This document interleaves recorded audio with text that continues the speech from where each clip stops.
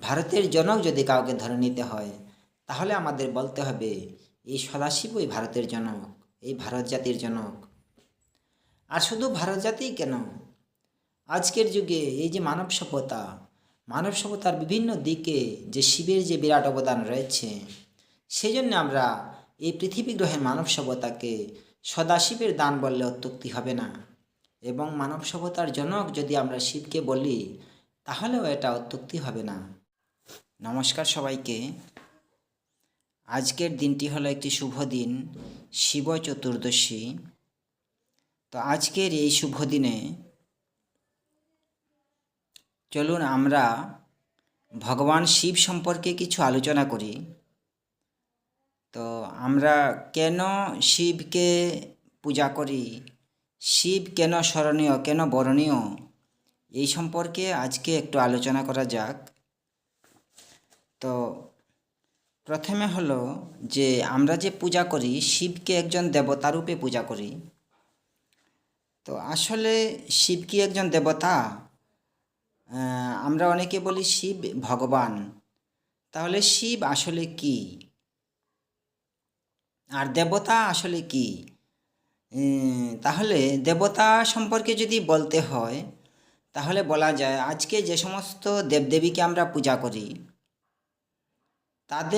তাদের যে পূজার শুরু, এই শুরুটা বিভিন্নভাবে হয়েছে। কোনো কোনো দেবদেবীর কথা বেদে লেখা আছে, কারোর কারোর কথা পুরাণে লেখা আছে। তো সেই দৃষ্টিভঙ্গি থেকে আমরা প্রধানত 4-5 ভাগে ভাগ করতে পারি সমস্ত দেবদেবীকে। প্রথমত হলো বৈদিক দেবদেবী, যেমন বিভিন্ন দেবদেবীর কথা বেদে লেখা আছে। যেমন এই যে ইন্দ্র দেবতার কথা লেখা আছে, সূর্য দেবতার পূজা করি আমরা, এখন সূর্য পূজা করা হয়। যেমন বাংলায় হয় সূর্য পূজা, আমাদের এখানে সূর্য ব্রত হয়। তো বিহারে যেমন ছট পূজা, তো ছট মানে আসলে সূর্য। তাহলে এইভাবে গঙ্গা পূজা, বরুণের পূজা, তো এইগুলো আছে আসলে বৈদিক দেবদেবী। আর আবার কতগুলো আছে তান্ত্রিক দেবদেবী। তন্ত্র সাধনা যারা প্রাচীনকালে করতেন, তারাও কিছু কিছু দেবদেবীর পূজা করতেন। তো যেমন কালী, তো সেগুলো হলো তান্ত্রিক দেবদেবী। আবার আছে আমাদের এখানে লৌকিক দেবদেবী। লৌকিক দেবদেবী বিভিন্ন কারণে, বিভিন্নভাবে এই লৌকিক দেবদেবীর পূজা মানুষ শুরু করে। যেমন কোথাও কোনো একটা রোগের হাত থেকে বাঁচার জন্যে মানুষ দেবদেবীর কল্পনা করে। যেমন শীতলা পূজা, উলাইচণ্ডী, তারপরে আছে সাপের হাত থেকে বাঁচার জন্যে পূজা করে, বাঘের হাত থেকে বাঁচার জন্য পূজা করে, হাতির হাত থেকে বাঁচার জন্য মানুষ দেবদেবীর পূজা করে। তো এগুলো হলো লৌকিক দেবদেবী। আর কিছু আছে পৌরাণিক দেবদেবী, মানে পুরাণে বিভিন্ন দেবদেবীর কল্পনা করা হয়েছে। তো এরা হলো পৌরাণিক দেবদেবী। তো এছাড়াও আরও কিছু কিছু পূজা আমরা করি, যারা প্রাচীনকাল থেকে শুরু করে আধুনিক কাল পর্যন্ত বিভিন্ন সময়ে বিভিন্ন মহামানব এই পৃথিবীতে এসেছিলেন। তাদের কাজকর্ম, তাদের যে চিন্তাধারা, তাদের জ্ঞান গরিমা দেখে মানুষ তাদেরকে পূজা করা শুরু করে দিয়েছে। যেমন আমরা রামকৃষ্ণ দেব, এখন উনি দেবতা হয়ে গেছেন, বিবেকানন্দ, শ্রী চৈতন্যদেব, ভগবান বুদ্ধ, যেমন ভগবান শ্রীকৃষ্ণ, তারা কোনো এক সময় পৃথিবীতে এসেছিলেন, এখন তাদেরকে পুজো করে। কিন্তু এই যে শিব পূজা আমরা করি, এই যে শিব পূজা কিভাবে শুরু হয়, আমরা কিভাবে বুঝব যে শিব আসলে কেমন দেবতা? তাহলে শিব হচ্ছেন সেই রকম দেবতা যিনি পৃথিবীতে কোনো এক সময় এসেছিলেন মহাপুরুষের বেশে, মহামানব রূপে, এবং ওনার যে কাজকর্ম, ওনার জ্ঞান গরিমা দেখে মানুষ ওনাকে পূজা করতে শুরু করে। এখন আমরা কিভাবে বুঝব যে শিব যে সেই মানুষ রূপে পৃথিবীতে এসেছিলেন? যে কোনো কেউ যখন মানুষ রূপে পৃথিবীতে আসেন, কোনো মহামানব, যাওয়ার সময় তিনি কিছু চিহ্ন রেখে যান, অর্থাৎ তার কিছু অবদান এই পৃথিবীতে থাকে। যেমন তার বাণী, তার রচিত বই, তার বাণীগুলো এত গুরুত্বপূর্ণ, যেগুলো মানুষ মুখস্থ রেখে দেয়, মনে রাখে বা বইয়ের আকারে লিখে রাখে। যেমন ভগবান শ্রীকৃষ্ণের বাণী আছে গীতা, তো সেই রকম ভগবান বুদ্ধদেবের বাণী আছে, সেরকম শিবেরও বাণী আছে আগম নিগম শিবোক্তি। তো এই সমস্ত দেখে আমরা বুঝতে পারি যে শিব আসলে ঐতিহাসিক পুরুষ। শিব এমন একজন মহামানব যিনি পৃথিবীতে এসেছিলেন এবং যার কাজকর্ম, যার মহান জ্ঞান তাকে অমর করে রেখেছে। তাহলে আমরা কেন শিবের কী অবদানের জন্য আমরা আজও তাকে স্মরণ করি? চলুন আমরা এবার কিছু আলোচনা করি। এখন শিব যদি ঐতিহাসিক পুরুষ হয়ে থাকেন, তাহলে ওনার যে পৃথিবীতে আগমন সেটা কতদিন আগে হয়েছিল, সেটা একটা প্রশ্ন থেকে যাবে।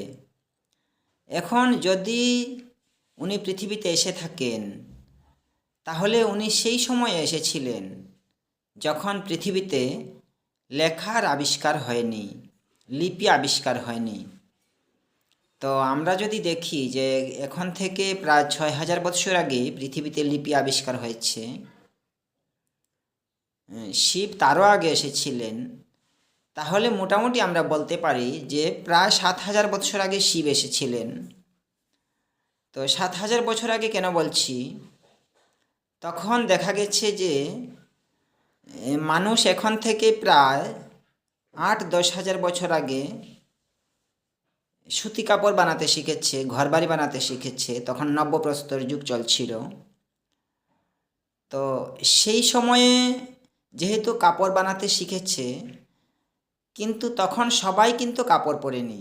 কাপড় বানাতে যখন শিখেছে তখন খুব কম লোক কাপড় পরতো। বেশিরভাগ লোক হয়তো পশু পাখির চামড়া পরতো, গাছের ছাল পাতা পরতো, অথবা কিছুই পরতো না। যেমন এখন ধরুন, এখন এরোপ্লেন আবিষ্কার হয়েছে, রোবট আবিষ্কার হয়েছে, কিন্তু আমরা বেশিরভাগ লোক কিন্তু রোবট ব্যবহার করি না, কারণ সেটা আমাদের সাধ্যের বাইরে। সেই রকম যখন নতুন কাপড় আবিষ্কার হয়েছে, তখন বেশিরভাগ লোক কাপড় ব্যবহার করতো না, এটা ছিল তাদের সাধ্যের বাইরে। তারা শীত থেকে রক্ষা পাওয়ার জন্য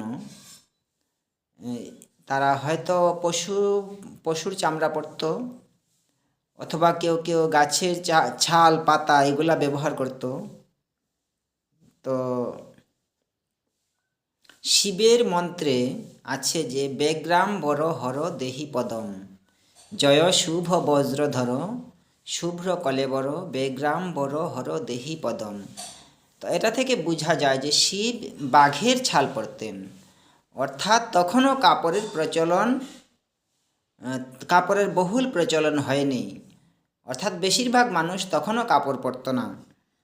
তো সেটা থেকে বোঝা যায় যে শিবের যে পৃথিবীতে আগমন এটা অনেক প্রাচীন, হয়তো ৬,০০০, ৭,০০০ বা ৮,০০০ বৎসর আগে হবে।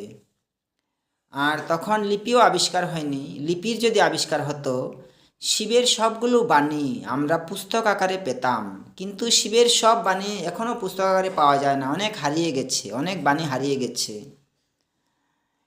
তো এইটা থেকে বোঝা যায় যে তখনও লিপির আবিষ্কার হয়নি। তাছাড়া শিবের যে বাণী যেগুলো পাওয়া যায়, যেমন আগম নিগমে যেগুলো পাওয়া যায় বা শিবোক্তিতে যেগুলো পাওয়া যায়, এই বাণীগুলোতে যে ভাষার প্রাচীনত্ব দেখে বোঝা যায় যে এটা যে এখন থেকে ৩,০০০ বা ৪,০০০ বছর আগেকার ভাষা নয়, তারও আগের ভাষা, অর্থাৎ ৬-৭,০০০ বছর আগের ভাষা হবে। কাজেই শিবের সময়কাল নিশ্চয়ই ৬-৭,০০০-এর বেশি। তো সেই দৃষ্টিকোণ থেকে বলা যায় মোটামুটি ৭,০০০ বৎসর আগে শিব পৃথিবীতে এসেছিলেন। এখন শিবের অবদান নিয়ে আলোচনা করতে গেলে প্রথমেই আমাদের দেখতে হয় যে শিব এসেছিলেন প্রধানত একজন ধর্মগুরু রূপে। এখন ধর্মীয় ক্ষেত্রে যে শিবের অবদান সেটা যদি দেখি, সেটা যদি আলোচনা করি আমরা, তাহলে আমাদের প্রথমে বুঝতে হবে যে সেই যুগে যে ধর্ম বিশ্বাস বা ধর্মাচরণ মানুষের কেমন ছিল। তো সেই যুগে যেমন আর্য অনার্য সবাই এই ভারতবর্ষে ছিল। তো আর্যদের ধর্ম ছিল প্রধানত যাগযজ্ঞ এবং প্রার্থনা করা। তো এদের ধর্মের মধ্যে প্রধানত দুইটি জিনিস ছিল। একটা হলো যজ্ঞ করা আর যজ্ঞের অবশিষ্ট এরা প্রসাদ রূপে ভোজন করত। আর আরেকটা হলো প্রার্থনা করত। তো এই দুইটি জিনিস ছিল। আধ্যাত্মিক সাধনা বলতে, ধ্যান ধারণা বলতে তেমন কিছু ছিল না আর্য ধর্মে। আর অনার্য যারা ছিল তাদের ছিল তান্ত্রিক ধর্ম। তো তান্ত্রিক ধর্মের মধ্যে আবার দুইটা ভাগ রয়েছে। একটা হলো বিদ্যাতন্ত্র আর একটা হলো অবিদ্যাতন্ত্র। এখন বিদ্যাতন্ত্র মানে হলো যেটা যে ঈশ্বরের উপাসনা করে, যেটা মন্ত্রের মাধ্যমে। আর অবিদ্যাতন্ত্র যেটা, সেটা হলো বিভিন্ন দিব্য শক্তি ওরা লাভ করার চেষ্টা করে বিভিন্ন তান্ত্রিক প্রক্রিয়া ও মন্ত্র সাধনার মাধ্যমে। তাহলে এই হলো প্রধানত দুই রকমের ধর্মমত ছিল আর্য ভারতীয় সভ্যতাতে। তো এই যে শিব কি করলেন, শিব তান্ত্রিক যে ধর্ম, বিদ্যাতান্ত্রিক ধর্মের সঙ্গে উনি যোগ সাধনা যুক্ত করে একটা উন্নত ধরনের সাধনা পদ্ধতি উনি আবিষ্কার করলেন। এবং এই সাধনা পদ্ধতির মূল কথা ছিল আত্মমোক্ষার্থম জগদ্ধিতায়। তো শিব একটা বাণীতে যখন পার্বতী শিবকে প্রশ্ন করলেন যে মানুষের জীবনের লক্ষ্য কী, উদ্দেশ্য কী, তখন শিব উত্তর দিলেন আত্মমোক্ষার্থম জগদ্ধিতায়, অর্থাৎ আত্মার মুক্তি এবং জগতের কল্যাণ। তো এই যে আত্মমোক্ষার্থম জগদ্ধিতায়, এই দুইটি দিক শিবের যে সাধনা পদ্ধতির মধ্যে ছিল। অর্থাৎ ওরা আত্মার মুক্তির জন্যে ওরা সাধনা করত, ধ্যান ধারণা করত, এবং জগতের উন্নতির জন্যে ওরা সমাজ সেবা করে যেত, জগতের সেবা করে যেত, সমস্ত জীবের সেবা করে যেত। তো এই যে ধর্ম সাধনার একটা নতুন ধারণা তখন সৃষ্টি হলো যে আত্মার মুক্তির জন্য আমাদের সাধনা করতে হবে এবং জগতের হিতের জন্যে আমাদের সেবা করে যেতে হবে।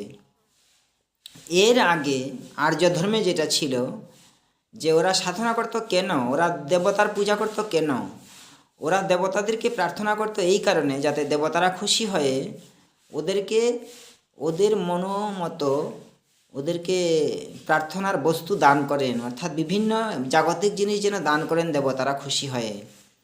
কিন্তু শিবের যে ধর্ম, শিবের ধর্মের দেবতাদেরকে খুশি করার কোনো প্রচেষ্টা ছিল না। এখানে ছিল আত্মার মুক্তির জন্য সাধনা করা। অর্থাৎ এই সাধনার মধ্যে ছিল মনঃসংযমের বিভিন্ন পদ্ধতি।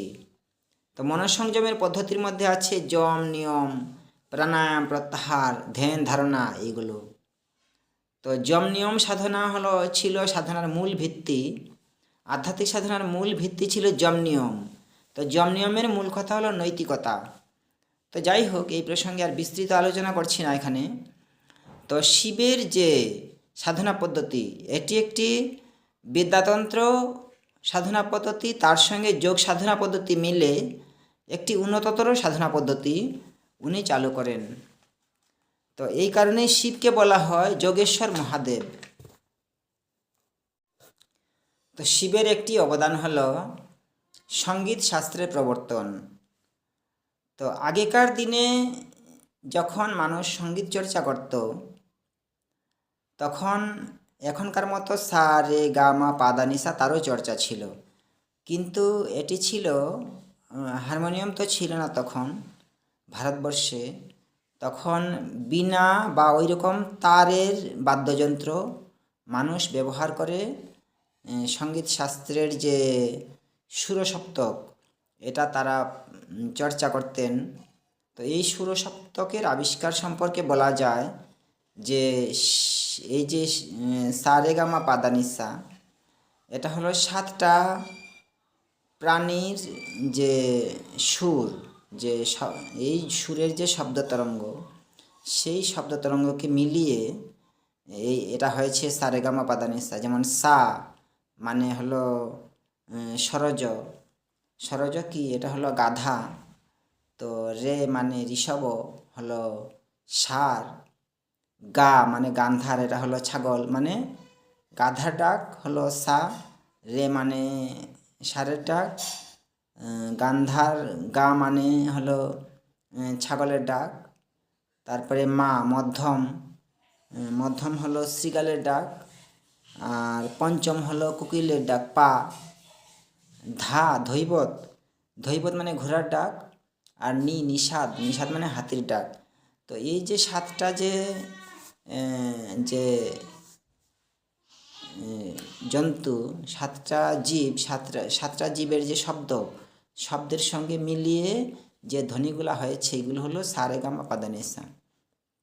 তো এই ধ্বনিগুলো আবার আমাদের কণ্ঠস্বরে 7 রকমের আমরা ধ্বনি এইভাবে তৈরি করতে পারি আমরা।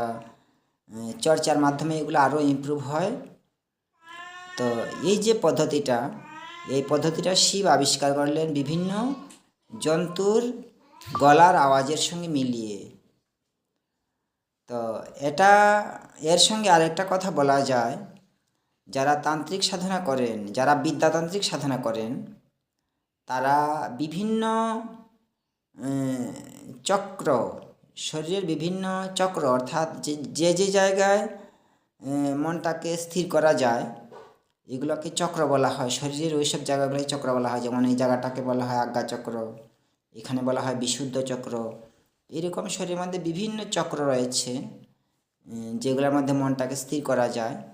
ওই চক্রগুলোতে মনটাকে স্থির করার জন্য আবার বিভিন্ন বীজ মন্ত্র রয়েছে। তো যারা তান্ত্রিক সাধনা করেন, তন্ত্রযোগের যারা সাধনা করেন, তাদের এই জিনিসগুলো দরকার হয়। তো এখানে বিশুদ্ধ চক্রের যে বীজ মন্ত্র, এই বীজ মন্ত্রের সঙ্গে ওই যে সা রে গা মা পা ধা নি সা এগুলোর মিল রয়েছে বা এইগুলো সংযুক্ত রয়েছে।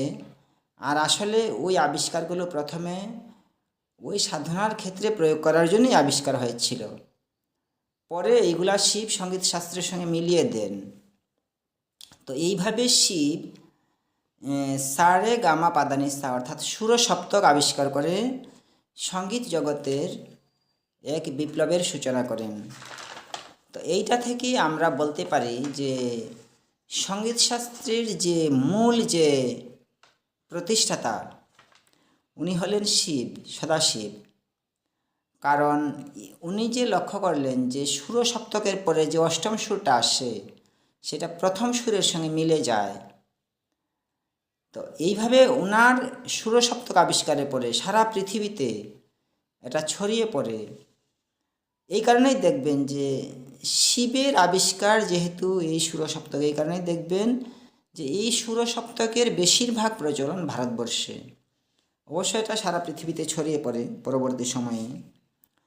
তো এটা থেকে আমরা বলতে পারি যে সঙ্গীত শাস্ত্রের মূল যে প্রতিষ্ঠাতা উনি হলেন ভগবান শিব। এখন এই যে নৃত্যশিল্প, নৃত্যের ক্ষেত্রে শিবের অবদান সম্পর্কে একটু বলবো। তো মানুষ কিন্তু সভ্যতার শুরু যখন থেকে হলো, এমনকি সভ্যতা শুরু হওয়ার আগে থেকেই মানুষ বিভিন্নভাবে নেচে গেয়ে তাদের অভিপ্রকাশ, মনের যে ভাব সেটাকে প্রকাশ করত। এখন শিব এই যে নাচটা, এই যে মনের ভাব প্রকাশ করাটা, এটাকে উনি ছন্দের সঙ্গে দিয়ে দিলেন, তাল মিলিয়ে দিয়ে দিলেন। অর্থাৎ তখন শিব দেখালেন যে ছন্দের মাধ্যমে মানুষ যখন নিজের মনের ভাব প্রকাশ করে তখন এটা আরও ভালোভাবে প্রকাশিত হয় আর এটা বেশি মনোগ্রাহী হয়। তো শিব দিলেন, এই জন্যে শিব প্রথমে মুদ্রা দিলেন। তো মুদ্রার সঙ্গে উনি প্রধানত 2 রকমের নৃত্য উনি মুদ্রার সঙ্গে মিলিয়ে দিয়ে দেখালেন। এই নৃত্যগুলো খুব সহজ এবং সরল। প্রথমটা হলো তাণ্ডব নৃত্য আর দ্বিতীয়টা হলো ললিত নৃত্য। ললিত নৃত্য যেটা পার্বতীকে দিয়ে উনি শুরু করালেন, সেই জন্যে ললিত নৃত্যের যে শুরু সেটা করেন পার্বতী বলা যায়, এবং তাণ্ডব নৃত্যের শুরু করেন ভগবান শিব। এখন তাণ্ডব নৃত্য কি? এটা হলো এক ধরনের নৃত্য যেটা শুধু ছেলেরাই করতে পারে, পুরুষরাই করতে পারে, এবং এটা অনেক রোগ সারিয়ে দেয়। কিন্তু এটা সহজ সরল নৃত্য। এখন এই তাণ্ডব নৃত্যের তারও পরবর্তী সময়ে বিভিন্ন মুদ্রার মাধ্যমে মানুষ ওই শিবের প্রবর্তিত মুদ্রাগুলা ব্যবহার করে বিভিন্ন জায়গায় আরও বিভিন্ন ধরনের নৃত্য পদ্ধতি আবিষ্কার করে। এই কারণে আমরা দেখি যে ভারতের বিভিন্ন জায়গায় বিভিন্ন রকমের নৃত্য, হয়তো কোথাও দেখা যায় ভারতনাট্যম, এইরকমভাবে বিভিন্ন ধরনের নৃত্য ভারতবর্ষে প্রচলিত হয়। সেই জন্যে শিবকে এখনও দেখবেন নটরাজ বলা হয়। নটরাজ বলা হয় এই কারণ তিনি এই যে নাচ নৃত্য এটা তিনিই প্রতিষ্ঠা করেছিলেন। এখন আমরা বৈদ্যরাজ শিব সম্পর্কে আলোচনা করব। এখন বৈদ্যরাজ শিব ছিলেন একজন চিকিৎসক, বৈদ্য। এখন এটা কিভাবে বোঝা যায়? শিবের একজন শিষ্য ছিলেন ধন্বন্তরী। আপনারা জানেন ধন্বন্তরীর চিকিৎসার ক্ষেত্রে সুনামের কথা। তো মহাভারতের যে পরীক্ষিত রাজা ওনাকে যখন অভিশাপ দেওয়া হয়, একজন ঋষি অভিশাপ দিয়েছিলেন যে উনি 7 দিনের মধ্যে সাপের কামড়ে মারা যাবেন। তখন দেখা যায় যে বৈদ্যরাজ ধন্বন্তরী এসেছিলেন ওনাকে বাঁচাতে। উনি শেষ পর্যন্ত আসেননি। তো এই যে ধন্বন্তরীর গল্পের কথা আমরা বিভিন্ন পুরাণে, বিভিন্ন উপাখ্যানে আমরা পাই। আবার কারোর যদি খুব কঠিন রোগ হয় তখন মানুষকে বলতে শোনা যায় যে এই রোগ শিবেরও অসাধ্য। অর্থাৎ শিবেরও অসাধ্য মানে আর কেউ বাঁচাতে পারবে না। অর্থাৎ শিব হলেন সবচেয়ে বড় চিকিৎসক। তাহলে যেহেতু এইরকম কাহিনী আমরা পুরাণে পাই, তাহলে এটা থেকেই বোঝা যায় যে শিব ছিলেন একজন বড় চিকিৎসক। এখন এটা আরও বিভিন্ন কাহিনীর মধ্য দিয়ে বোঝা যায় যে শিব যে চিকিৎসা করতেন এবং চিকিৎসা ব্যবস্থার প্রচলন করেছিলেন। চিকিৎসা ব্যবস্থার প্রচলন করেছিলেন এটা নয় ঠিক, এটাকে চিকিৎসা ব্যবস্থাকে অনেকটা উন্নত করেন। কিভাবে? যেমন আয়ুর্বেদ শাস্ত্র কিন্তু শিবের আগে থেকেই ছিল, এটা আর্যদের মধ্যে ছিল। অনার্যদের মধ্যেও ছিল মুষ্টিযোগ। তো শিব আয়ুর্বেদের সঙ্গে মুষ্টিযোগের সমন্বয় ঘটান, এটা হলো একটা বিশাল বড় অবদান। আরেকটা হলো সবচেয়ে বড় অবদান যেটা শিবের চিকিৎসা ক্ষেত্রে, এটা হলো শিব শৈল্য চিকিৎসা প্রবর্তন করেন। উনি মানুষকে দেখিয়ে দেন যে কিভাবে মৃতদেহকে কেটে, কিভাবে মৃতদেহের যে ফিজিওলজি, অ্যানাটমি এটা জেনে ওইটাকে নিজেদের রোগীর কল্যাণে এটাকে ব্যবহার করা যায়।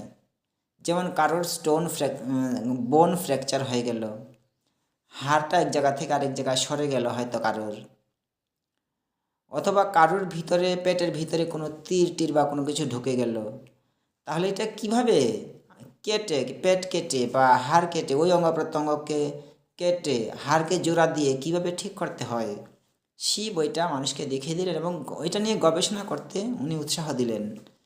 এই কারণেই আজও দেখা যায় যে শিবের শিষ্যরা কি শ্মশানে থাকে, মরা নিয়ে ঘাটাঘাটি করে নাকি, এরকম বলা হয় যে অঘোরতান্ত্রিকেরা মরা নিয়ে ঘাটাঘাটি করে।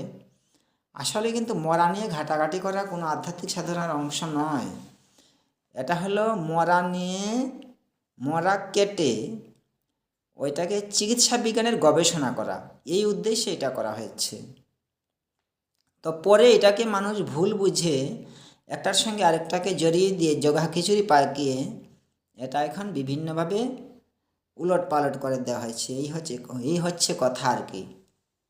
তো যাই হোক, তো শিবের যে প্রবর্তিত শল্য চিকিৎসা এটা পরে অনেকটা উন্নতি হয়েছিল, এবং শিবের জন্ম যদি 7,000 বছর আগে হয়ে থাকে, তো শিবের জন্মের আরও 2-3 হাজার বছর পরে এটা অনেকটাই উন্নত হয়েছিল। তো সেই জন্যই আমরা দেখি এখন থেকে 3-4 হাজার বছর আগে যে মহাভারতীয় যুগ হয়েছিল, সেই মহাভারতের যুগে শল্য চিকিৎসার যথেষ্ট ব্যবহার আমরা দেখি। যেমন ধরুন জরাসন্ধের জন্ম, তো বলা হয় কি জরাসন্ধের দেহটা টুকরা টুকরা হয়ে জন্ম হয়েছিল, পরে এটাকে কি করে হয় একখানা করা হয়, একখানে করা হয়। এখন একখানে করতে গেলে শল্য চিকিৎসার দরকার, আর টুকরা টুকরা করে একটা শিশুকে জন্ম দিতে গেলে শল্য চিকিৎসার দরকার। অর্থাৎ জন্ম দিতে গেলে এই শিশুটার জন্ম হয়তো সিজার করে হয়েছিল, যার ফলে শিশুটার অঙ্গ ক্ষতবিক্ষত হয়ে গেছে, পরে এটাকে চিকিৎসা করা হয়। এবং এটা করেছে কে? এটা করেছে জরা নামে একজন রাক্ষসী, মহাভারতে আছে জরা নামে একজন রাক্ষসী। এখন রাক্ষসী কথাটাও একটা ইন্টারেস্টিং ব্যাপার। রাক্ষসী কথাটা কেন ব্যবহার করা হলো? আগে যারা মরা নিয়ে ঘাটাঘাটি করত তাদেরকে রাক্ষসী বলা হতো, মরা খেত তাদেরকে রাক্ষসী। লোকে হয়তো কেউ কেউ ভাবতো যে মরা খেত, তারা আসলে মরা খেত না, কেউ মরা নিয়ে ঘাটাঘাটি করত। মরা নিয়ে ঘাটাঘাটি করতে হতো কেন? ওই যে শল্য চিকিৎসা, এটাকে তারা অভ্যাস করতে হবে, প্র্যাকটিস করতে হবে এবং এটাকে ইমপ্রুভ করতে হবে, সেই জন্য মরা নিয়ে ঘাটাঘাটি করতো। সেই জন্য তাদেরকে রাক্ষসী বলা হতো বা রাক্ষস বলা হতো কাউকে। তো রাক্ষস কথাটার অন্য অর্থ আছে অবশ্য, কিন্তু এই যে জরা নামে রাক্ষসী এই জরাসন্ধকে বাঁচিয়ে দিয়েছে, তো এটা থেকে বোঝা যায় যে শল্য চিকিৎসা ছিল। এখন জরা রাক্ষসী যদি ওর মানুষকে খাওয়ার যদি চেষ্টা থাকতো বা ইচ্ছা থাকতো, তাহলে ওইটাকে শিশুটাকে ঠিক করে কেন দিয়ে দেবে আবার রাজাকে? ও তো নিজেই খেয়ে নিত। তো এই হচ্ছে কথা। আরেকটা প্রমাণ পাওয়া যায় মহাভারতে, যেমন দ্রৌপদীর জন্ম। বলা হয় যে দ্রৌপদী অযৌনি সম্ভবা, অর্থাৎ স্বাভাবিকভাবে জন্ম হয়নি। তো স্বাভাবিকভাবে জন্ম হয়নি যখন, তো এটাকে কেউ কেউ এমনভাবে অর্থ করলো যে যজ্ঞ করে যজ্ঞের আগুন থেকে নাকি দ্রৌপদী আর ধৃষ্টদ্যুম্নের জন্ম হয়েছে, দ্রৌপদী আর ওর ভাই। কিন্তু আসলে এটা তো অবাস্তব, ম্যাজিক্যাল। ম্যাজিক্যাল জিনিসটাকে যদি আমরা না ধরে বাস্তবসম্মতভাবে চিন্তা করি, তাহলে এটাই বোঝা যায় যে ওদের জন্ম সিজারে হয়েছিল। এটা হচ্ছে কথা আর কি। তো এইভাবে বিভিন্ন প্রমাণ থেকে আমরা বুঝতে পারি যে শল্য চিকিৎসা প্রাচীনকালে ছিল। এবং এছাড়া আরও অনেক প্রমাণ আছে, ঐতিহাসিকরাও পেয়েছেন কি শল্য চিকিৎসার যথেষ্ট প্রমাণ পাওয়া গেছে শল্য চিকিৎসার। এবং আজকের ইতিহাস এটা স্বীকার করে যে প্রাচীনকালে ভারতবর্ষে শল্য চিকিৎসা ছিল। তো এই সম্পর্কে একটা গল্প আছে। এইবার মহাভারতে গল্পটা আছে কি, শুক্রাচার্য আর কচ এর গল্প। তো শুক্রাচার্য ছিলেন অসুরদের অসুরদের রাজগুরু, অর্থাৎ অসুরদের চিকিৎসক। আর বৃহস্পতি ছিলেন দেবতাদের চিকিৎসক, অর্থাৎ আর্যদের রাজগুরু বা চিকিৎসক। তো বৃহস্পতি আর শুক্রাচার্য এরা ছিলেন একদিকে দেবতাদের আর অসুরদের চিকিৎসক। কিন্তু কি হতো, দেবতাদের আর অসুরদের মধ্যে খুব যুদ্ধ হতো। তো দেবতাদের যারা মারা যেত বা আহত হতো, তাদেরকে কেউ ঠিক করতে পারতো না, কারণ বৃহস্পতি জানতেন না কিভাবে আহত লোকটাকে কিভাবে আবার বা মৃত লোকটাকে কিভাবে বাঁচিয়ে তোলে। কিন্তু শুক্রাচার্য এটা জানতেন যে কিভাবে মৃত লোকটাকে বা আহত লোকটাকে কিভাবে বাঁচিয়ে তোলে। যেমন কারো পা ভেঙে গেল, কারো পেট দিয়ে তীর ঢুকে গেল, এটাকে কিভাবে পেট কেটে বাঁচিয়ে তোলে এটা জানতেন শুক্রাচার্য, অসুরদের রাজগুরু। কিন্তু দেবতাদের রাজগুরু বৃহস্পতি সেটা জানতেন না। কারণ হলো এই শল্য চিকিৎসার ক্ষেত্রে যেমন কারোর পেট দিয়ে তীর ঢুকে গেল, এখন তীরটাকে টান দিয়ে বের করতে হলে এটা কি হবে, এটা নাড়ি ভুঁড়ি ছিঁড়ে বের হয়ে যাবে। কাজে এইভাবে টান দিয়ে বের করা যাবে না, পেট কেটেই বের করতে হবে। আবার কারোর যদি বোন ডিসলোকেশন হয়ে যায়, এখন হাড়টা যদি সরে যায়, এক জায়গা থেকে ভেঙে সরে যায়, তাহলে হাড়টাকে সঠিকভাবে লাগিয়ে দিয়ে তারপরে ব্যান্ডেজ ট্যান্ডেজ করে এটাকে দিলে জোড়া লেগে যাবে। কিন্তু এটাকে শৈল্য চিকিৎসা যদি কেউ না জানে, হাড়ের যে সিস্টেমটা ভালো করে না জানলে, কিন্তু এটা সম্পর্কে অভ্যাস না থাকলে এটা পারবে না। তো তখন কি হলো, তখন দেবতারা অর্থাৎ আর্যরা পরামর্শ করে বৃহস্পতির ছেলে কচ ওকে পাঠিয়ে দিল শুক্রাচার্যের কাছে, যে যাও তুমি এই জিনিসটা শিখে আসো। তারপর কি হলো, কচ গিয়ে শুক্রাচার্যের কাছে গিয়ে বলল যে আমি আপনাকে গুরুরূপে স্বীকার করছি, আমি বৃহস্পতির ছেলে, আমাকে আপনি শিখান। তখন শুক্রাচার্য কি করলেন, যদিও দেবতা আর অসুরদের মধ্যে অর্থাৎ আর্য এবং অনার্যদের মধ্যে শত্রুতা ছিল, তবুও দেখুন কত শুক্রাচার্য কত উদার। উনি সেই যে আর্য পুরোহিতের ছেলেকে উনি শিখালেন সেই চিকিৎসাবিদ্যা, সেই শৈল্য চিকিৎসা তিনি শিখালেন, কিভাবে চিকিৎসা করে মৃতপ্রায় মানুষকে, আহত মানুষকে বাঁচিয়ে তোলা যায়।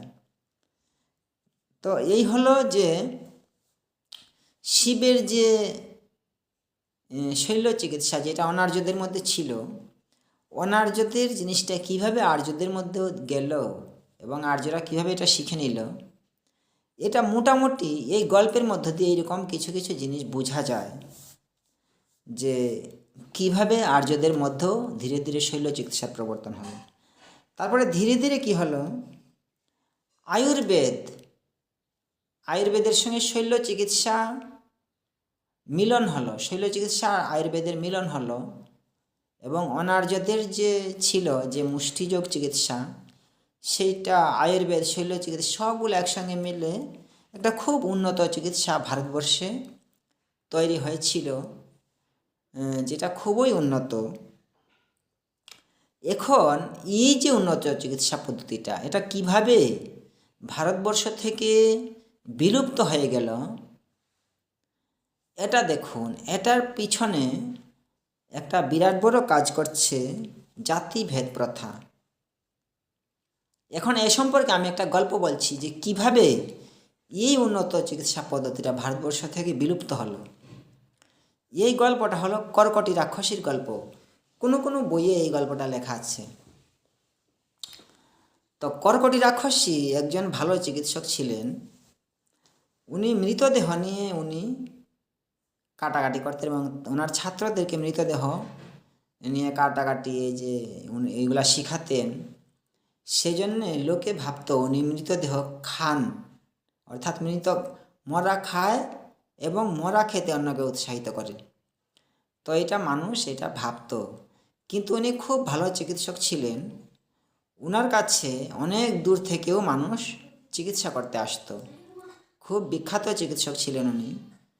এমনকি উনি ক্যান্সার রোগের ওষুধ আবিষ্কার করেছিলেন। সেই জন্যে ওনাকে বলা হয় কর্কটি রাক্ষসী, অর্থাৎ কর্কট রোগের ওষুধ উনি আবিষ্কার করেছিলেন এবং অনেক কর্কট রোগ ভালো করেছিলেন। সেই জন্যে ওনাকে বলা হয় যে কর্কটি রাক্ষসী, অর্থাৎ সেই রাক্ষসী যে কর্কট রোগ ভালো করতে পারে। তো যাই হোক, তো কর্কটি রাক্ষসী মরা তুলতক কোথা থেকে, শ্মশানে যেসব মরা কবরস্থ করা হতো, সেইগুলাকে সে তুলে সেইগুলাকে প্র্যাকটিস করত এবং তার ছাত্রদেরকেও প্র্যাকটিস করতে উৎসাহ দিত। তো আপনারা ভাবলেন হয়তো যে হিন্দুরা তো মৃতদেহ পুরায় না, মৃতদেহ তো দাহ করে, তাহলে কবরস্থ তো করে না, তাহলে মরা কোথা থেকে পাবে? আসলে সব হিন্দু যে মৃতদেহ পুরায় এমন না। অনেক হিন্দু মৃতদেহ সমাধিস্থ করে, মাটির নিচে এমনি রেখে দেয়।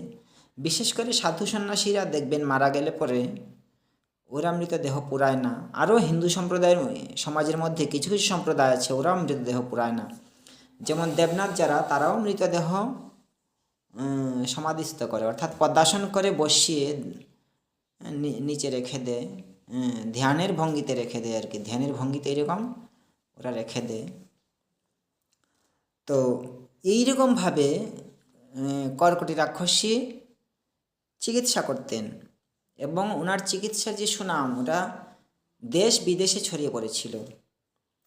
তো এরপরে কি হয়েছিল, ওনার দুর্নামও ছিল, কারণ ওনার মৃতদেহ নিয়ে উনি ঘাটাঘাটি করতেন, যেটা মানুষ পছন্দ করতো না।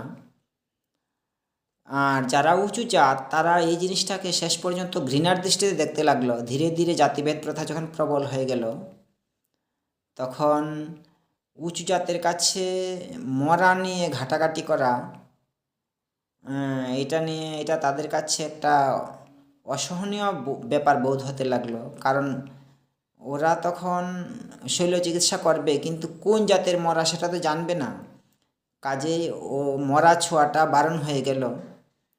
তো শেষ পর্যন্ত সমাজ এটাকে, বিশেষ করে জাতিভেদ প্রথার প্রচলনের পরে এটাকে সমাজ ঘৃণার দৃষ্টিতে দেখতে লাগলো। তো যাই হোক, কর্কটি রাক্ষসীকে একদিন যে গ্রামের লোকেরা মরা তুলতে গিয়ে, কর্কটি রাক্ষসী যখন মরা তুলছিল শ্মশান থেকে, সেদিন গ্রামের লোকেরা ওকে হাতে নাতে ধরে ফেলে মরা তুলতে গিয়ে। তো যেহেতু ওই কাজটা গ্রামের লোকেরা পছন্দ করতো না, ঘৃণার দৃষ্টি দেখত এবং ভয়ের দৃষ্টি দেখত, তো গ্রামের লোকেরা তখন ওকে খুঁটির সঙ্গে বেঁধে জ্যান্ত পুড়ে ফেলে, শাস্তি দেয়। তো এরপর থেকে এইরকম ঘটনা কিছু কিছু হতে থাকে, যার পর থেকে মানুষ এই যে মরা যে তুলে যে প্র্যাকটিস করা, চিকিৎসা করা, শৈল চিকিৎসা, এগুলো ধীরে ধীরে বাদ দিতে থাকে। চিকিৎসা শাস্ত্র থেকে এগুলো বাদ পড়ে যায়, শৈল চিকিৎসাটা বাদ পড়ে যায়, যার ফলে একটা বিরাট বড় ইম্পর্টেন্ট জিনিস আয়ুর্বেদ থেকে মাইনাস হয়ে যায়, যার ফলে চিকিৎসা শাস্ত্রটা দুর্বল হয়ে পড়ে। কিন্তু ভাগ্যের বিষয় কি হলো, যে এই যে আয়ুর্বেদ শাস্ত্র থেকে এই যে শৈল চিকিৎসা পুরোপুরি দূর হয়ে যাওয়ার আগেই আরবিয়ান কান্ট্রির যে পণ্ডিতেরা এটাকে নিয়ে নেন, এই শৈল চিকিৎসাটাকে নিয়ে নেন এবং এটা থেকে ধীরে ধীরে ইউরোপে চলে যায়। তো ইউরোপের ওরাও এটাকে আরও ইমপ্রুভ করে। পরবর্তী সময়ে আমরা আবার এলোপ্যাথির মাধ্যমে আবার ইউরোপিয়ানদের কাছ থেকে এই শৈল চিকিৎসা আমাদের এখানে এসেছে আবার। তো যাই হোক, এই যে জাতিভেদ প্রথা, এই জাতিভেদ প্রথার কারণে এবং মানুষের কিছু কিছু কুসংস্কারের কারণে একটা আয়ুর্বেদের একটা বিরাট অধঃপতন হয়।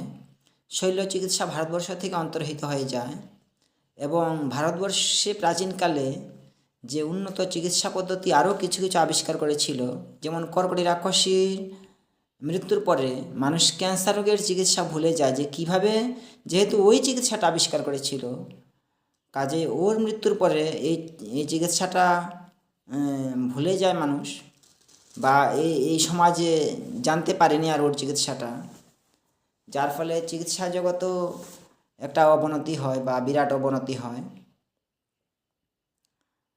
তো চিকিৎসা জগতের এই অবনতির সঙ্গে সঙ্গে আমাদের ভারতবর্ষে জাতিভেদ প্রথার প্রবলতার কারণে এখানে অন্ধকার যুগ নেমে আসছে। তো এই জাতিভেদ প্রথা সমাজের একটি বিরাট শত্রু। তো আমাদের এখন উচিত হবে যে সর্বশক্তি দিয়ে এই জাতিভেদ প্রথাকে এই সমাজ থেকে পুরোপুরি তাড়িয়ে দেওয়া, 100% তাড়িয়ে দেওয়া এবং কুলার বাতাস দিয়ে তাড়িয়ে দেওয়া, কুলার বাতাস দিয়ে, অর্থাৎ কোনো দিন যেন আর এই জাতিভেদ প্রথা এই সমাজে না আসতে পারে। যাই হোক, তো এই যে শিবের দেওয়া এই যে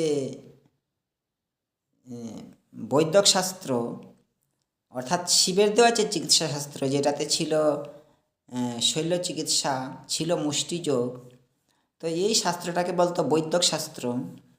আর এটা যারা শিখত তাদেরকে বলা হতো বৈদ্য। তো আর আয়ুর্বেদিক যারা চিকিৎসা করতেন তাদেরকে বলা হতো আয়ুর্বেদ আচার্য। পরবর্তী সময়ে আয়ুর্বেদ আর বৈদ্যক শাস্ত্র মিলে গিয়ে যে উন্নত চিকিৎসা পদ্ধতি ভারতের সৃষ্টি হয়েছিল সেটাই প্রচলিত ছিল। আর সেই জন্যে শিবের একটা বিরাট ভূমিকা রয়েছে। এমনকি বর্তমান চিকিৎসাশাস্ত্রেও যে শৈল চিকিৎসা, এটারও প্রবর্তক শিবই ছিলেন, এই কথাই বলা যায়। তাহলে বর্তমান চিকিৎসা জগতের ক্ষেত্রে, চিকিৎসার ক্ষেত্রে শিবের অবদান কিন্তু অনস্বীকার্য। এখন শিবের সময়ের যে সামাজিক পরিস্থিতি, সেটা যদি আমরা দেখি, তখন আমরা দেখব যে ওই সময়ে যে জনগোষ্ঠীগুলা এই সমাজে ছিল, এই ভারতবর্ষে ছিল, পশ্চিম দিকে ছিল আর্যদের প্রভাব বেশি। কারণ যুগে যুগে ভারতবর্ষে বাইরে থেকে অনেক মানুষ এসেছে।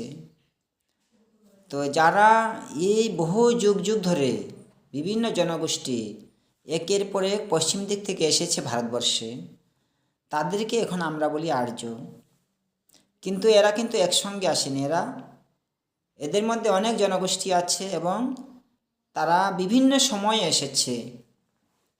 তো অনেকে বলে আর্যদের আক্রমণ হয়েছে ভারতবর্ষে, অনেক বিরাট আক্রমণ হয়েছে, ওই আক্রমণে ভারতবর্ষের লোক নাকি একদম পরাজিত হয়ে গেছে, ভারতের মূল ভারতীয়রা, আর আর্যরা ওদেরকে দাস বানিয়ে ফেলেছে।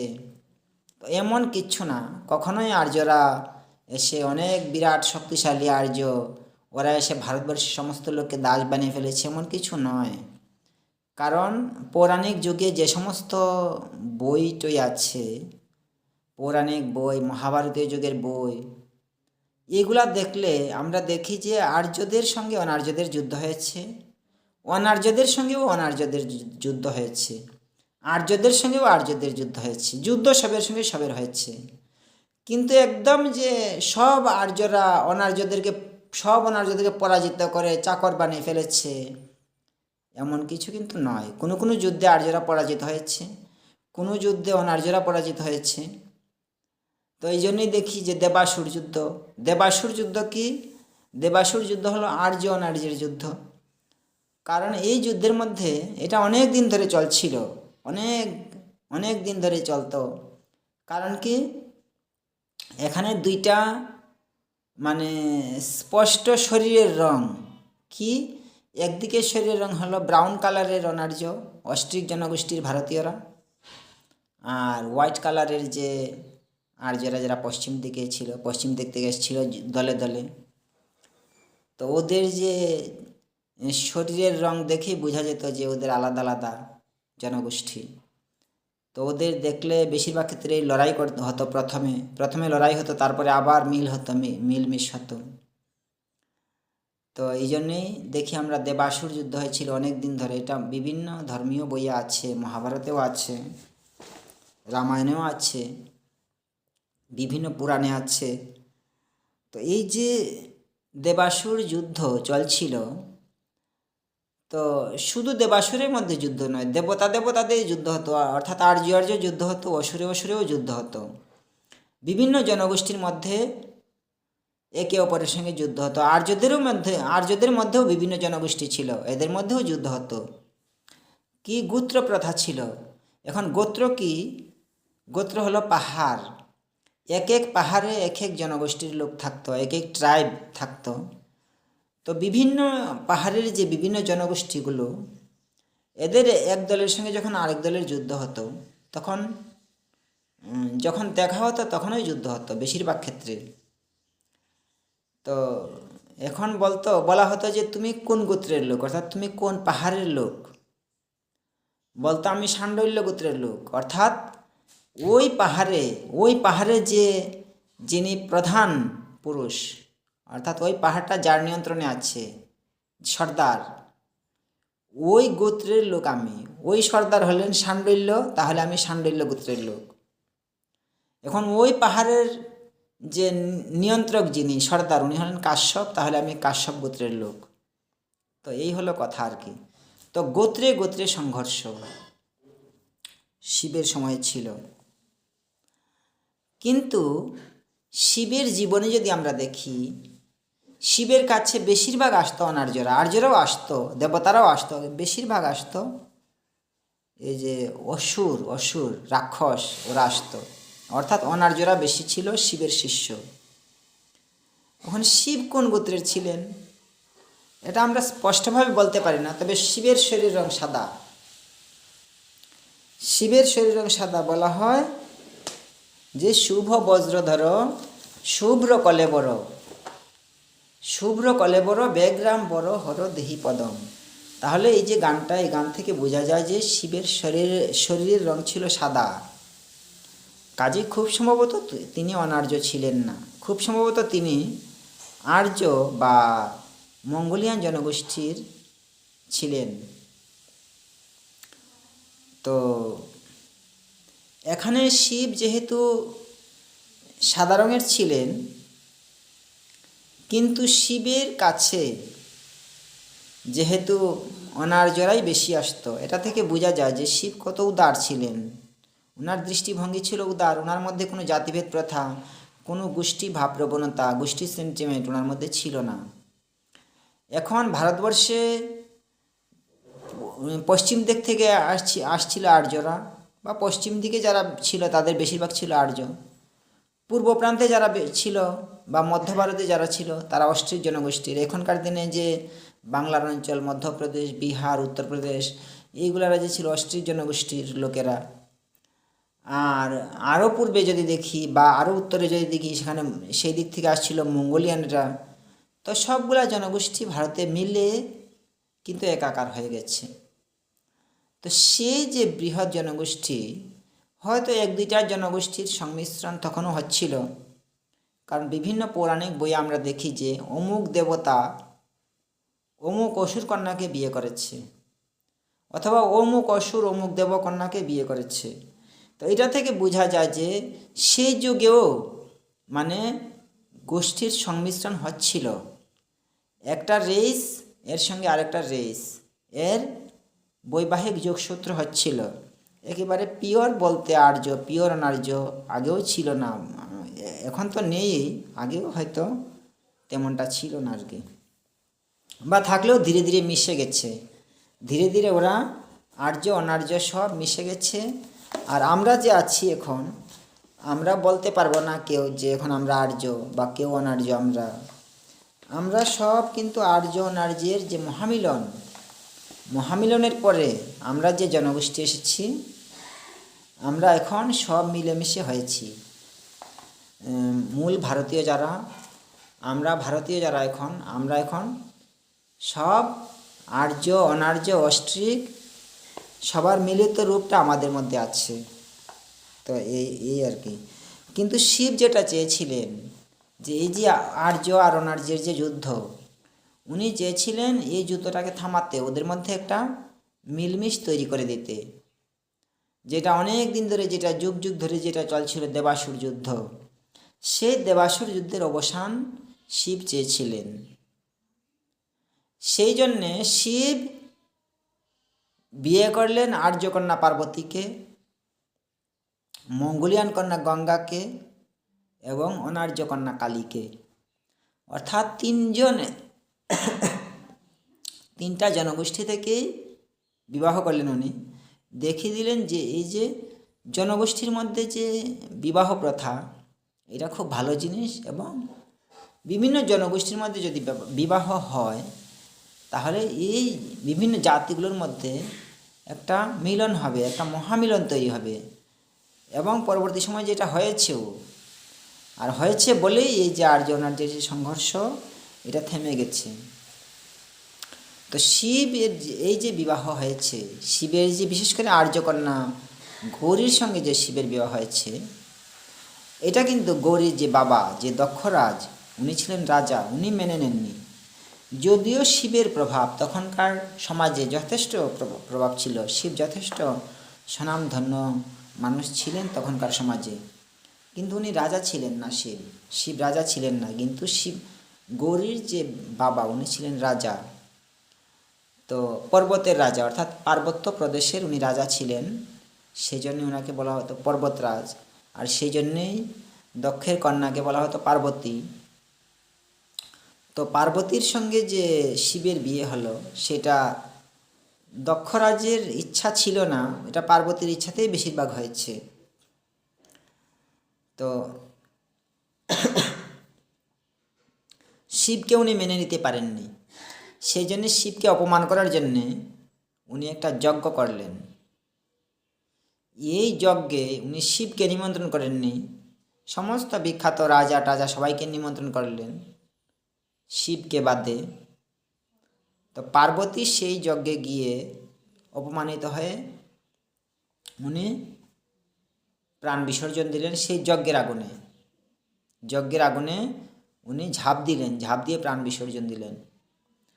তারপরে শিবের শিষ্যরা খুব রেগে গিয়ে, অনেক শিষ্যরা চতুর্দিক থেকে, অনেক দেশ বিদেশ থেকে সেই শিবের শিষ্যরা একত্রিত হয়ে গিয়ে দক্ষরাজকে আক্রমণ করে। রাজশক্তিও এত বিশাল জনসমুদ্রকে আটকাতে পারেনি। সেই যুদ্ধে দক্ষরাজ নিহত হয় এবং সেই যুদ্ধে কিছুটা আর্য অনার্যের সংঘর্ষ থেমে যায়। তারপর থেকে আর্য অনার্য সবাই বুঝতে পারে যে এইভাবে আমাদের ঝগড়া করলে হবে না। শিবও ওদেরকে বুঝিয়ে বলেন যে এইভাবে ঝগড়া করলে হবে না, সবাই মিলেমিশে থাকতে হবে। তো এই যে দক্ষযজ্ঞ, এই যে এখনও আজকাল কোনো বিশাল দুর্ঘটনা হলে বা খুব বড় কেয়স হয়ে গেলে এখনও মানুষ বলে যে এখানে দক্ষযজ্ঞ বেঁধে গেছে। তো এই আর কি। তো এই যে গোত্রে গোত্রে যে সংঘর্ষ, যেমন এই যে বললাম আগে যে একটা গোত্রের সঙ্গে আরেকটা গোত্রের মানুষের দেখা হলেই লড়াই হতো। তো গোত্রে গোত্রে ছিল বিরাট সংঘর্ষ। এমনকি আর্যদেরও বিভিন্ন গোত্র ছিল যে ওদের মধ্যেও সংঘর্ষ ছিল, পারস্পরিক সংঘর্ষ। তো এই সংঘর্ষ থেকে রেহাই পাওয়ার জন্যে, সমাজকে সংঘর্ষমুক্ত করার জন্যে শিব একটা তত্ত্ব দিলেন কি, যে তোমরা সবাই নিজে নিজের গোত্র ছেড়ে দাও। আত্মগোত্রং পরিত্যজ্য শিবগোত্রং প্রবিশতি। শিব বলেন আমাকে যদি মানো, তোমরা আমাকে যদি মানো, তাহলে তোমরা সবাই একটা গোত্রে এসে যাও। সব গোত্র ছেড়ে দিয়ে একটা গোত্রে এসে যাও, শিবের গোত্রে এসে যাও। তোমরা এখন থেকে পরিচয় দেবে যে আমি শিবগোত্রের। আত্মগোত্রং পরিত্যজ্য শিবগোত্রং প্রবিশতি। তো শিবের এই যে বাণীটা অনেকে অনুসরণ করলো, শিবের যে অনুসরণকারীরা তারা এই বাণীটাকে, এই বাণীর যে কথাটা বুঝলো, সেই জন্য শিবের অনুসারী দেখবেন যেমন এখন থেকে 1000-1500 বছর আগেও যারা শিবের ধর্ম, শৈব ধর্ম প্রচার করতেন, সেই মৎস্যেন্দ্রনাথ, মীননাথ, গোরক্ষনাথ, তারা যে ধর্ম প্রচার করতেন, যেখানে যেখানে ধর্ম প্রচার করতেন, মানুষকে ওনাদের ধর্মে দীক্ষা দিতেন, দীক্ষা দিয়ে বলতেন যে এখন থেকে তোমরা শিবগোত্র, তোমরা নিজের গোত্র আর নেই, এখন থেকে তোমরা শিবগোত্রে হয়ে গেছো। সেই জন্যই ভারতবর্ষের বিভিন্ন জায়গায় দেখবেন শিবগোত্রে মানুষ বেশি, বা অনেক মানুষ আছেন যারা শিবগোত্র। তো এই আর কি। এখন শিবের যে আগমশাস্ত্র হলো শিবের বাণী, যেটা পার্বতী প্রশ্ন করেছেন শিবকে, মানে বিভিন্ন জীবন জিজ্ঞাসা, জীবন কীভাবে সুন্দরভাবে চলতে হবে, বিভিন্ন তত্ত্ব জিজ্ঞাসা, এই সম্পর্কে শিবকে প্রশ্ন করা হয়েছে। পার্বতী প্রশ্ন করছেন এবং শিব উত্তর দিচ্ছেন।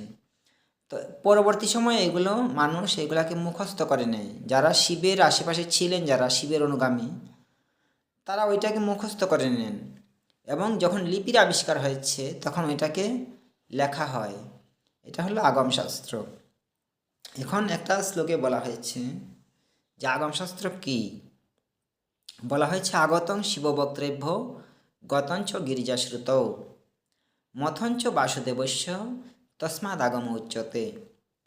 অর্থাৎ যেটা শিবের মুখ থেকে এসেছে আর গিরিজার কান দিয়ে, অর্থাৎ পার্বতীর কান দিয়ে ঢুকেছে, সেটা হলো আগমশাস্ত্র। যেটা আর সেটা কার মত, সেটা হলো বাসুদেবের মত, অর্থাৎ ভগবানের মত, অর্থাৎ সেটা ভগবানেরই বাণী। তো এটা হলো আগমশাস্ত্র। তো এই যে আগমশাস্ত্রে কি বলা হয়েছে, খুব ভালো ভালো তত্ত্বজ্ঞানের কথা বলা হয়েছে। তো একটা আমি আগমশাস্ত্রে একটা শ্লোক বলছি আপনাদেরকে, ভালো লাগবে সেই জন্য। বলা হয়েছে যে ইদং তীর্থম ভ্রমন্তে তামসা জনা আত্মতীর্থম ন জানন্তে কথম মোক্ষ বরাননে। তো শিব বলছেন যে দেখো পার্বতী, লোকে যে ভ্রমণ করে যে এইটি তীর্থ ওই তীর্থ ওই তীর্থ, যারা কিছু বুঝে না, যারা মনটা অন্ধকারে আচ্ছন্ন, তারাই তীর্থে তীর্থে ভ্রমণ করে মুক্তি মুখ্য পাওয়ার ইচ্ছায়। কিন্তু মুক্তি মুখ্য পাওয়ার ইচ্ছায় বাইরের তীর্থে ভ্রমণ করে কোনো লাভ নেই। আত্মতীর্থকে জানতে হবে, অর্থাৎ আত্মাকে জানতে হবে, তাহলে পাওয়া যাবে মুক্তি মুখ্য। সেটাই হলো প্রকৃত তীর্থ। তো এইরকম শিব খুব মূল্যবান বাণী পৃথিবীর যে মানুষের জন্য দিয়ে গেছেন। শিবের অনেক বাণী হারিয়ে গেছে, মুখস্থ রাখতে পারেনি সবাই, অনেক বাণী মুখস্থ রাখা সম্ভব হয়নি। কিন্তু যেগুলো এখনও আছে, এই বাণীগুলো এখনও মানব সভ্যতার জন্যে অমূল্য সম্পদ। এইভাবে আমরা দেখতে পাই এই যে আধ্যাত্মিক সাধনা, আধ্যাত্মিক আদর্শ, বিবাহ প্রথা, সঙ্গীতশাস্ত্র, নৃত্য, একটা সুন্দর সমাজের ভিত্তি, চিকিৎসাশাস্ত্র, শল্য চিকিৎসার প্রবর্তন, এই সমস্তগুলোতে যে শিবের যে বিরাট অবদান, যার জন্যে এই ভারতীয় সভ্যতা তথা মানব সভ্যতার ভিত্তি রচিত হয়েছে, সেই জন্যে শিব আজকের যুগেও সমানভাবে স্মরণীয়। আর সেই জন্যে আমরা এই যে ভারতবর্ষ, এই ভারত জাতির পিতা যদি কাউকে ধরতে হয়, ভারতের জনক যদি কাউকে ধরে নিতে হয়, তাহলে আমাদের বলতে হবে এই সদাশিবই ভারতের জনক, এই ভারত জাতির জনক। আর শুধু ভারত জাতিই কেন, আজকের যুগে এই যে মানব সভ্যতার বিভিন্ন দিকে যে শিবের যে বিরাট অবদান রয়েছে, সেই জন্য আমরা এই পৃথিবী গ্রহের মানব সভ্যতাকে সদাশিবের দান বললে অত্যুক্তি হবে না। এবং মানব সভ্যতার জনক যদি আমরা শিবকে বলি, তাহলেও এটা অত্যুক্তি হবে না। শ্রী শ্রী আনন্দমূর্তির লেখা যে নম শিবায় শান্ত একটা বই, এই বইয়ে শিবের অবদান সম্পর্কে লেখা আছে, বিস্তৃতভাবেই লেখা আছে। আর এই বইয়ের একটা অংশ আমি আপনাদেরকে পড়ে শোনাচ্ছি, যে মানব সভ্যতা ও মানব সংস্কৃতির বিবর্তনে শিবের যে বিরাট ভূমিকা, তাতে এই কথা বলাই সঙ্গত হবে যে শিবকে বাদ দিয়ে মানব সভ্যতা, মানব সংস্কৃতি দাঁড়াবার ঠাঁই পাবে না। কিন্তু মানব সভ্যতা, মানব সংস্কৃতিকে বাদ দিলেও শিব স্বমহিমায় ভাস্বর থাকবেন। তাই পৃথিবীর বর্তমান মানব সমাজে ও সুদূর ভবিষ্যতেও মানব সমাজের প্রতি সুবিচার করতে গেলে, তার যথার্থ ইতিহাস লিখতে গেলে শিবকে বাদ দিলে চলবে না। এটা বলেছেন শ্রী শ্রী আনন্দমূর্তি। তো আজকের বক্তব্য আমি এখানেই শেষ করছি। নমস্কার।